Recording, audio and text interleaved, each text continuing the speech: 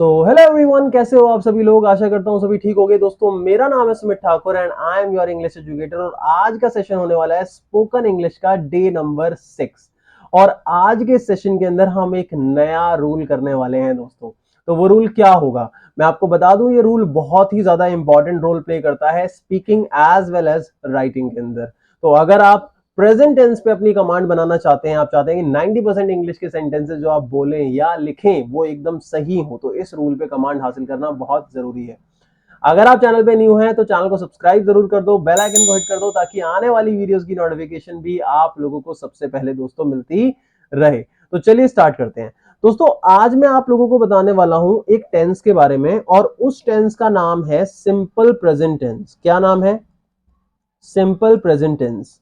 आप मानो या ना मानो दोस्तों, ये टेंस बहुत इंपॉर्टेंट रोल प्ले करता है आपकी इंग्लिश स्पीकिंग और राइटिंग के अंदर। आप ये मान लो कि प्रेजेंट टेंस में अगर आप इंग्लिश बोल रहे हो ना, आप मैक्सिमम इसी टेंस को यूज करते हो बोलते हुए।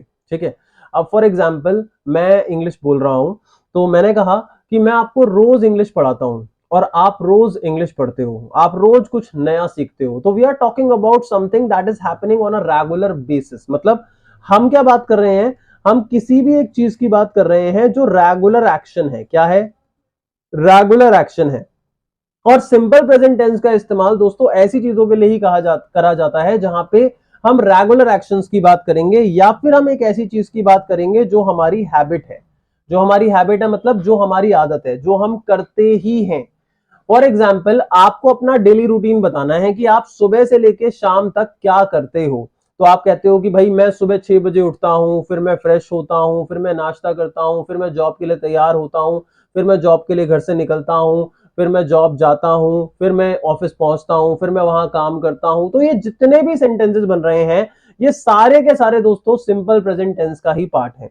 मैं आपको यहाँ पे इस तरीके से नहीं बताऊंगा कि सेंटेंस के लास्ट में ता है, ती है, ते है आ रहा है तो हम ये वाला रूल लगाएंगे। मैं सिंपली बता रहा हूं, कोई भी ऐसा काम आप जो डेली बेसिस पे करते हो, डेली बेसिस पे भी छोड़ो, अगर 2 दिन में हर बार करते हो तो वहां पे आपको यही रूल लगाना है। अब रूल क्या होता है? रूल की बात कर लेते हैं दोस्तों। रूल बड़ा सिंपल है एंड दैट इज कि आपको वर्ब की फर्स्ट फॉर्म का इस्तेमाल करना है, क्योंकि ये सेंटेंस एक एक्शन बेस्ड सेंटेंस है। एक्शन बेस्ड सेंटेंस मतलब यहां पे हम बात करने वाले हैं किसी भी एक्शन की, काम की बात करने वाले हैं।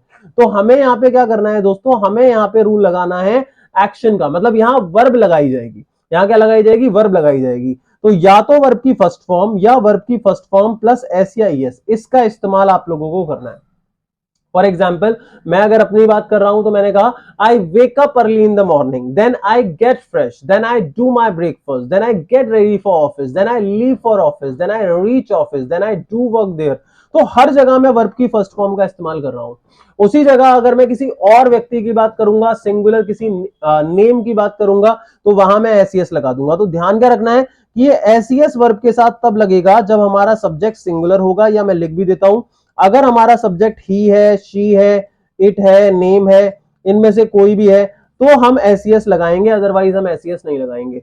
और फर्स्ट फॉर्म कब लगाएंगे? जब हमारा सब्जेक्ट है, जैसे आई है, वी है, यू है, दे है, प्लूरल है, ये सब। पीछे के डेज में मैंने आपको बताया था प्रोनाउन के बारे में, तो मैं already I, we, you, they, plural और ये सारी की सारी बातें आपको एक्सप्लेन कर चुका हूं। जिसने भी पहले की वीडियोस नहीं देखी हैं, एक बार उन वीडियोस को देख लो ताकि चीजें अच्छे तरीके से तुम लोगों को क्लियर हो जाए दोस्तों। ठीक है, अब बात आती है नेगेटिव सेंटेंस की। मतलब अगर मुझे प्रेजेंट में सेंटेंस को नेगेटिव बोलना है, वहां नॉट लगाना है, तो मैं क्या करूंगा? तो वहां पे दोस्तों यूज होगा डू या डज, इन दोनों में से कोई एक, प्लस नॉट प्लस वर्ब की फर्स्ट फॉर्म।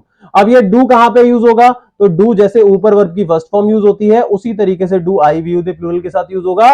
और ये जो डज है, ये नेम, ही, शीट, सिंगुलर के साथ यूज होगा। ठीक है, जैसे मान लो मैं कहता हूं कि मैं रोज पार्क नहीं जाता हूं, तो I do not go to park daily. तो वहां पे मैं ये क्या करूंगा? डू का इस्तेमाल करूंगा और उसके बाद नॉट लगा दूंगा और फिर वर्ब की फर्स्ट फॉर्म आ जाएगी।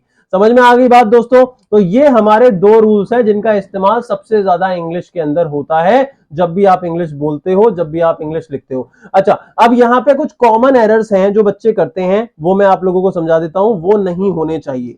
कुछ कॉमन एरर्स हैं बच्चे जो करते हैं, वो नहीं होने चाहिए।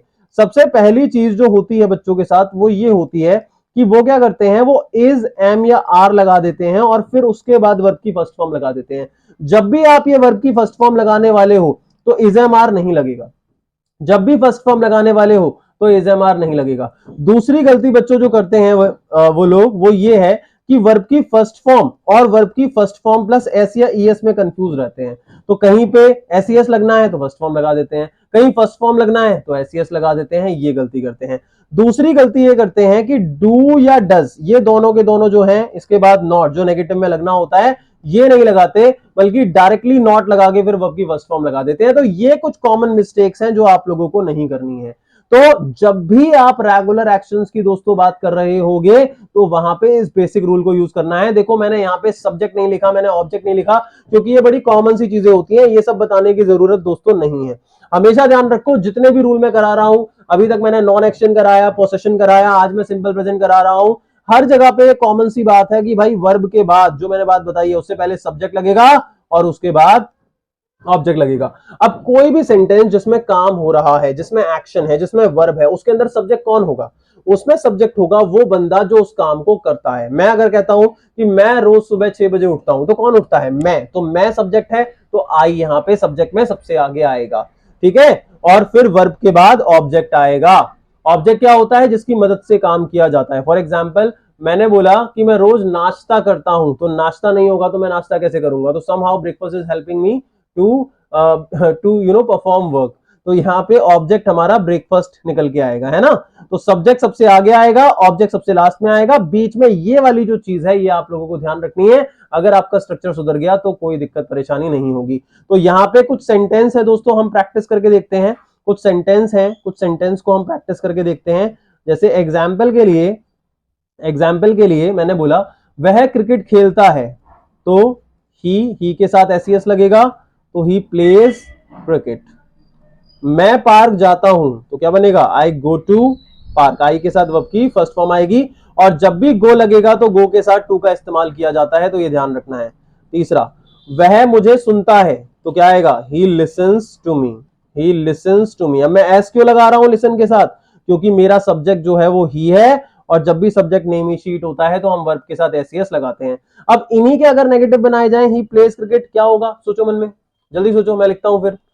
ही प्लेज क्रिकेट, इसका हो जाएगा ही डज नॉट। डज नॉट लगने के बाद फिर वर्ब की फर्स्ट फॉर्म आएगी, तो ये बनेगा he does not play cricket. ये बनेगा I do not go to park, क्योंकि आई के साथ डू लगता है। और ये बनेगा he does not listen to me. He does not listen to me, ठीक है। तो जो भी बच्चे आज इस सेशन को देख रहे हैं, मैं चाहूंगा कि आप लोग भी कुछ ऐसी चीजें जो आप डेली बेसिस पे करते हो उनको नीचे कमेंट सेक्शन के अंदर लिखो एज एग्जांपल। मैं रिप्लाई जरूर करूंगा, बताऊंगा आपके सेंटेंसेस सही हैं या गलत हैं। दोस्तों इसी तरीके की वीडियोस के लिए चैनल को सब्सक्राइब कर दो, बेल आइकन को हिट कर दो, ताकि लेटेस्ट वीडियोस की नोटिफिकेशन आप लोगों को सबसे पहले मिलती रहे। जय हिंद, जय भारत।